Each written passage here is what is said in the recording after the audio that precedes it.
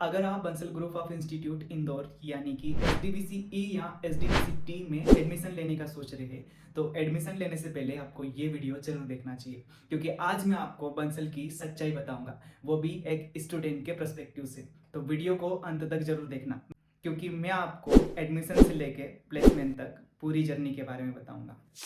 मैं कॉलेज की बहुत ज़्यादा बुराई भी नहीं करूँगा, मैं बहुत ज़्यादा तारीफ भी नहीं करूँगा, मैं जो रियलिटी है वही बताऊँगा।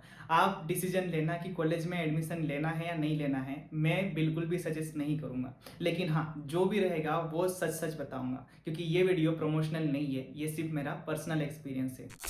So hello everyone, welcome back to the channel. My name is Samji and I am in front of you to discuss about the Bansal Group of Institute. If you find any helpful information through my videos, then don't forget to subscribe my channel. And if anyone wants to take admission in BTech or in BGI, then please share with them. So without delay, let's get started. इस video में हम discuss करेंगे सबसे पहले campus environment and facilities, सबसे important thing available courses, कौन कौन से कोर्सेज है कॉलेज में। तीसरा हम डिस्कस करेंगे फैकल्टी सपोर्ट एंड प्रोफेसर्स। चौथा रहेगा जो सबसे आपका इंपॉर्टेंट रहेगा, वो है ट्रेनिंग एंड प्लेसमेंट सपोर्ट, कि वहाँ पे कौन कौन सी एक्टिविटीज़ होती है जो आपको प्लेसमेंट के लिए सपोर्ट करेगी। लास्ट में हम डिस्कस करेंगे कि आप कॉलेज के सेकेंड ईयर या फर्स्ट ईयर से इंटर्नशिप कैसे कर सकते हैं। जो मैंने किया है मैं वही बताऊंगा। और लास्ट वन इस जो कॉम्प्लीमेंट्री रहेगा वो रहेगा आपकी आने जाने की सुविधा क्या रहेगी, या फिर आप बस फैसिलिटी ले सकते हैं या नहीं ले सकते हैं। देखो, ये वीडियो कम्प्लीटली ऑन डिमांड है, यानी कि जो मेरे पास में कमेंट आए थे यूट्यूब पे एंड इंस्टाग्राम पे DM आए थे, मैं उसके बेसिस पे ही ये वीडियो बना रहा हूँ। और कुछ इन्फॉर्मेशन ऐसी भी है जो शेयर कर दूँ ताकि आगे चल के आपको कोई भी डाउट ना रहे। So without any delay let's get started. सबसे पहले जो कॉमन कंफ्यूजन है उसको पहले क्लियर कर लेते हैं, यानी कि SDVCC का पूरा फुल फॉर्म रहेगा SDVC यानी कि सुशीला देवी बंसल कॉलेज। इसमें दो कॉलेज है, एक SDVCT और एक SDVCE, यानी कि सिर्फ एक लास्ट वाले जो लेटर है उसका डिफरेंस है। E यानी कि इंजीनियरिंग है और T यानी कि टेक्नोलॉजी।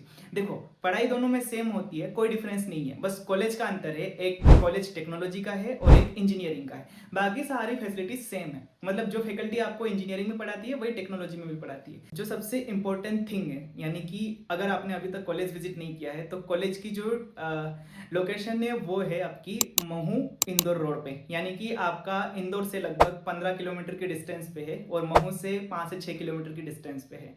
तो कॉलेज थोड़ा सा आउट ऑफ सिटी है, लेकिन कोई बात नहीं, सिटी में ही माना जाता है, क्योंकि अभी के आज की डेट में इंदौर, देवास, बेगमपुर और महू तीनों एक ही सिटी बन चुकी है। इनको कोई नहीं बोल पाएगा कि ये अलग अलग सिटी है। अभी कॉलेज आने की जो फैसिलिटीज़ हैं उसके बारे में बात करते हैं।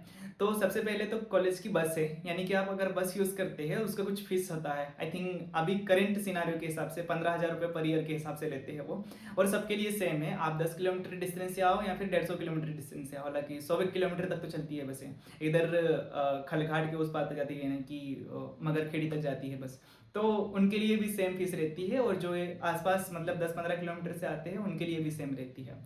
तो आप कॉलेज की बस यूज़ कर सकते हैं। अगर कॉलेज की बस नहीं लेना है, फीस नहीं देना है बस फीस, तो आप जो लोकल बस आती है इंदौर महू चलती है, आप उसमें भी आ सकते हैं, ट्रेवल कर सकते हैं। दूसरा, अगर आपके पास में पर्सनल व्हीकल है तो वो बेटर ऑप्शन है आपके लिए। अब बात करते हैं अपन अवेलेबल कोर्सेज की। तो सबसे पहले आता है आपका कंप्यूटर साइंस। कंप्यूटर साइंस के अंदर दो स्पेशलाइज्ड कोर्स है, एक है आपका डाटा साइंस एंड दूसरा है AI/ML यानी कि artificial intelligence and machine learning, जो आपके कंप्यूटर साइंस के अंडर ही आते हैं।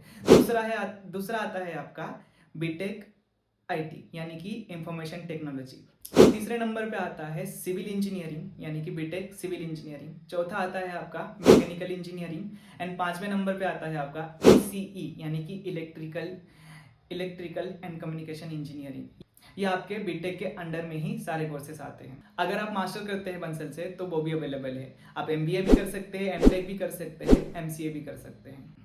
अब हम बात करेंगे कॉलेज के इंफ्रास्ट्रक्चर के बारे में, जिसमें आपका smart classroom, central library, computer labs, canteen, sports ground और पार्किंग एरिया, ये सारी कैंपस की बेसिक फैसिलिटीज़ है जो स्टूडेंट फ्रेंडली है। मेरे हिसाब से इसमें कोई बुराई करने जैसी कुछ चीज़ें नहीं है।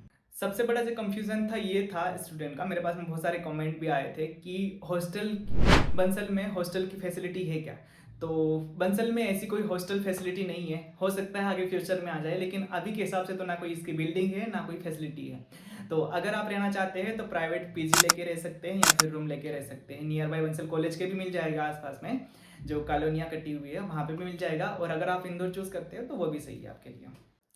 देखो, कॉलेज लाइफ सिर्फ क्लासेस तक लिमिटेड नहीं रहती है। हम जब 12वीं में होते हैं या फिर हमारी जो स्कूल लाइफ होती है वो और जो कॉलेज लाइफ होती है उसमें काफ़ी डिफरेंस होता है।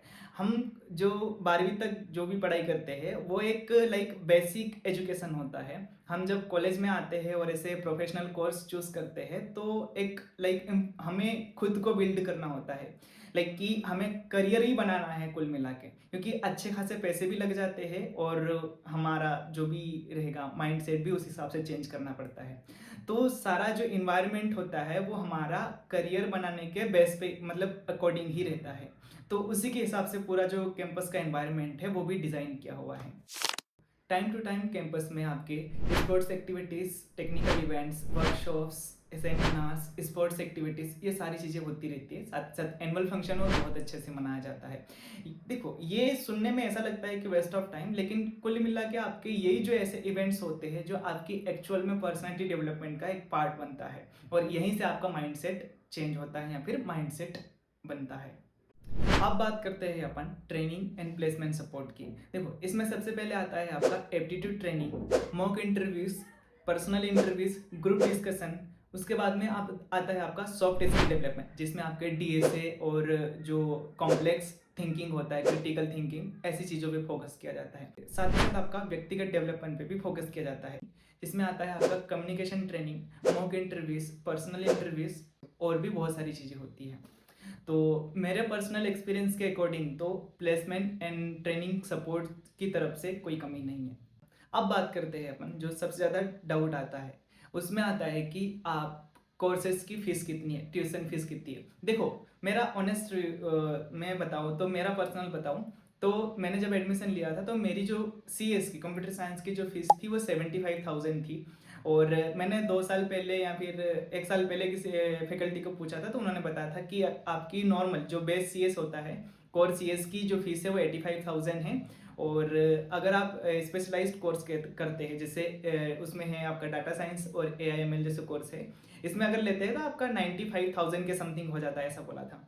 तो आपकी जो स्कॉलरशिप आती है वो 60,000 रुपये आती है और रिमेनिंग अमाउंट जो 60,000 के बाद आपको 95 देना है, आई थिंक 35,000 के समथिंग आते हैं। तो वो वाले जो अमाउंट रहता है वो आपका डिफरेंस अमाउंट कहलाता है। तो वो आपको सेमेस्टर एग्जाम के टाइम पे भरना पड़ता है। फॉर एग्जाम्पल, आपकी जो CS की फीस है वो 85,000 है और आपकी जो स्कॉलरशिप आएगी वो 60,000 आएगी, तो आपका जो रिमेनिंग अमाउंट बचेगा वो 25,000 बचेगा। तो अगर जैसे मान लो कि फर्स्ट सेमेस्टर में आपने कॉलेज वो स्कॉलरशिप के लिए फॉर्म तो अप्लाई कर दिया है लेकिन स्कॉलरशिप नहीं आई है, तो आपको जो डिफरेंस अमाउंट का सेमेस्टर के अकॉर्डिंग जो फीस रहेगी वो भरनी पड़ेगी। फॉर एग्जाम्पल, आपकी 85,000 फीस है, 85 में से आपके 60,000 स्कॉलर बेस पे हो गया है, 25,000 आपको देना है।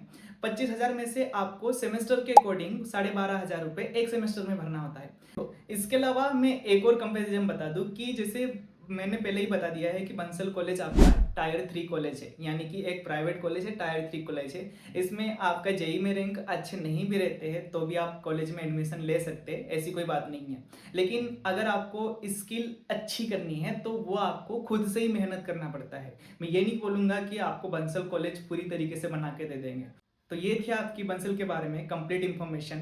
वीडियो कैसा लगा कमेंट में ज़रूर बताना, और आपका बंसल के रिगार्डिंग या फिर कोर्स के रिगार्डिंग ऐसी कोई डाउट हो तो कमेंट करके ज़रूर पूछना, मैं आपको हर कमेंट का रिप्लाई दूंगा।